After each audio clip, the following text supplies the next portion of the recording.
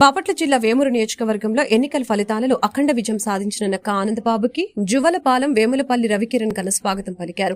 ఈ సందర్భంగా నక్క ఆనందబాబు కేక్ కట్ చేసి నియోజకవర్గ ప్రజలకు శుభాకాంక్షలు తెలిపారు. అనంతరం నక్క ఆనందబాబు మాట్లాడారు. ఆంధ్రప్రదేశ్లో వచ్చిన ఫలితాలు సువర్ణ అక్షరాలతో లెక్కించే ఫలితాలని తెలిపారు. రాష్ట్రంలో 5 సంవత్సరాల నుంచి ప్రజలు పడిన కష్టాలకు విముక్తి కలిగిందని తెలిపారు. ప్రజలు ఎన్నికల కోసం ఎదురుచూసి బ్యాలెట్ ద్వారా ప్రజా తీర్పు ఇచ్చారని తెలిపారు. పోయిన ఎన్నికల్లో జగన్మోహన్ రెడ్డికి 151 సీట్లు ఇచ్చారు. ఇస్తే తెలుగుదేశం కార్యకర్తల్ని అక్రమ కేసులు పెట్టి జైలుకు పంపించారని తెలిపారు. మా మీద బాధ్యతల భారం ఎక్కువ ఉన్నాయి.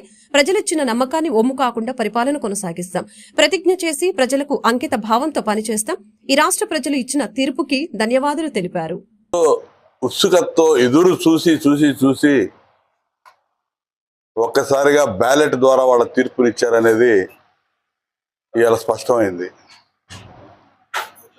జగన్మోహన్ రెడ్డి లాంటి సైకోలకి, మానసిక వ్యాధిగ్రస్తులకి, నియంతలకి ఒళ్ళు బలిసి ప్రవర్తించే వ్యక్తులు, అధికారాన్ని చూసుకొని విర్రవీగేటటువంటి వ్యక్తులకి ప్రజాస్వామ్యంలో మనుగడ సాగించే అవకాశం లేదని చెప్పి ప్రజలు ఇచ్చినటువంటి గొప్ప తీర్పు నిన్న ఆంధ్రప్రదేశ్ ప్రజలు ఇచ్చిన తీర్పు.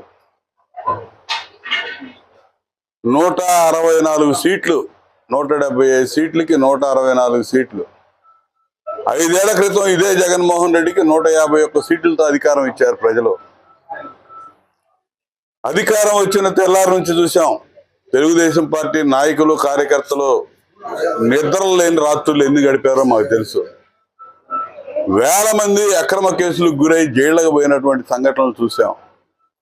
పోలీసు వాళ్ళు అడ్డగోలుగా వ్యవహరించి లాఠీలు చవి చూపించినటువంటి పరిస్థితి, లాఠీ దెబ్బలు రుచి చూసినటువంటి మా కార్యకర్తలు, జైళ్ల పాలైనటువంటి కార్యకర్తలు, వీళ్ళ అమానుషానికి బలైపోయి చనిపోయినటువంటి కార్యకర్తలు వందలాది వేలాది మంది రాష్ట్రంలో స్వాతంత్రం వచ్చినాక ఎప్పుడూ చూడనటువంటి పరిస్థితులు ఆంధ్రప్రదేశ్ రాష్ట్రంలో 5 ఏళ్ళు ఎదుర్కొన్నాం.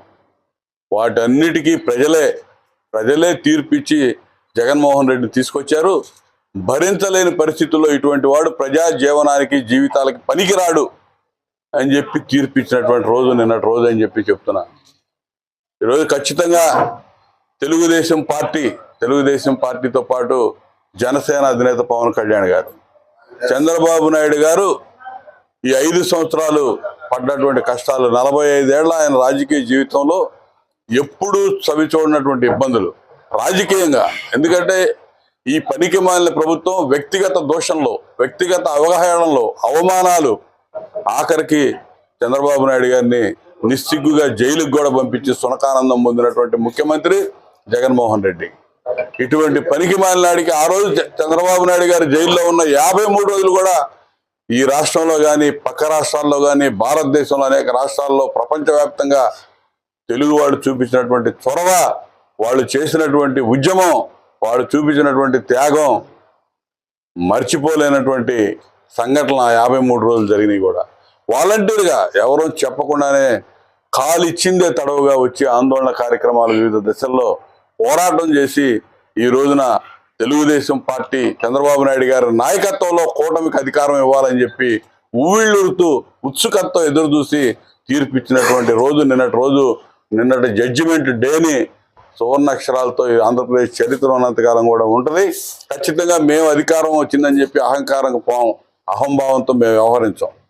కానీ అడ్డగోలుగా వ్యవహరించిన ఎవరిని కూడా వదిలిపెట్టే ప్రసక్తే లేదని కూడా ఈ సందర్భంగా చెబుతున్నా. ఎందుకంటే వాళ్ళు చేశారు కక్షలు, కార్పణ్యాలు, అసలు ప్రతీకారేచ్ఛతో పరిపాలన చేశాడు. ఎవడు కూడా ముఖ్యమంత్రిగా అటువంటి పనికిమాలిన ప్రభుత్వం భారతదేశంలో ఎవడో ఇవ్వాల. ఒక జగన్మోహన్ రెడ్డి అటువంటి పరిపాలన అందించాడు. అది పనికిరాదు ఈ పరిపాలన అని చెప్పి ప్రజలు ల్యాండ్ స్లైడ్ హిస్టరీ నిన్న లిఖించారు ఆంధ్రప్రదేశ్ చరిత్రలో. దీన్ని చిరస్థాయిగా నిలబెట్టుకోవడానికి మేము ఈ 5 ఏళ్లు పడ్డ శ్రమ కానీ, చంద్రబాబు నాయుడు గారి అనుభవం కానీ, 3 సార్లు ముఖ్యమంత్రిగా పనిచేసిన చంద్రబాబు నాయుడు గారు ఇలా 4వ సారి. ఎందుకంటే ఆయనకి పదవి కొత్త కాదు, పదవులు లెక్క కాదు. జగన్మోహన్ రెడ్డి అంటే వచ్చింది కోతికి ఏదో కొబ్బరికాయ ఇచ్చింది సామెతగా ఒకసారి పదవి రాగానే ఎంత పనికిమాలినతనంగా ప్రవర్తించాడో, ఏ విధంగా పరిపాలన చేశాడో ప్రజలు చూశారు. అటువంటి అవసరం తెలుగుదేశం పార్టీకి లేదు. చంద్రబాబు నాయుడు గారి నేతృత్వంలో ఈ రాష్ట్రం అభివృద్ధి, రాష్ట్రాన్ని ముందు నడిపించడం, ప్రజలకు ఇచ్చినటువంటి వాగ్దానాలు, సూపర్ 6 కార్యక్రమాలు, మేనిఫెస్టో అమలు, వీటన్నిటిని ప్రధానంగా అభివృద్ధి, సంక్షేమం రెండు కళ్ళుగా, వీటితో పాటు భవిష్యత్తు. ఈ రాష్ట్రం సర్వనాశనమైంది. యువతరం గంజాయికి, చీప్ లిక్కర్కి బానిస చేశాడు. ఆ వ్యాపారాలు కూడా ముఖ్యమంత్రి చేశాడు నిన్నటి నుంచి ఫుల్ స్టాప్ పెట్టమని అడుగుతా ఉన్నా. మురిగిన కుక్కలన్నీ కూడా వీడితో పాటు, జగన్మోహన్ రెడ్డితో పాటు పక్కన చేరి మురిగినటువంటి ప్రతి ఒక్కరు కూడా ఓడిపోయాడు. ఎవడో లేడు ఇయాల.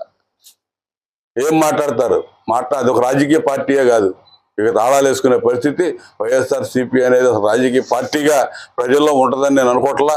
అసలు అసెంబ్లీకి కూడా జగన్మోహన్ రెడ్డి వస్తాడని నేను అనుకోవట్లా. కాబట్టి ఇటువంటి పరిస్థితుల్లో మా మీద ఇంకా భారం, బాధ్యతలు ఎక్కువ ఉన్నాయి. ఖచ్చితంగా ఆ దిశగా ప్రజలు ఇచ్చినటువంటి నమ్మకం వమ్ము కాకుండా పరిపాలన ఉంటుంది. చంద్రబాబు నాయుడు గారి నేతృత్వంలో కూటమి ప్రభుత్వం మరి త్వరలోనే ప్రమాణ స్వీకారం చేసి ఈ ప్రజారంజకమైనటువంటి పరిపాలన ముందుకు తీసుకెళ్లడంలో మరి మరొకసారి అంకిత భావంతో మరి ప్రతిజ్ఞ చేసి ప్రజలకు అంకితమై పనిచేయడానికి అందరం సిద్ధంగా ఉన్నాం. ఆ దిశగా ప్రజలు ఇచ్చినటువంటి తీర్పుకి ఈ రాష్ట్ర యావత్తు ప్రజానీకానికి కూడా మనస్ఫూర్తిగా హృదయపూర్వక కృతజ్ఞతలు, ధన్యవాదాలు తెలియజేస్తా ఉన్నాను.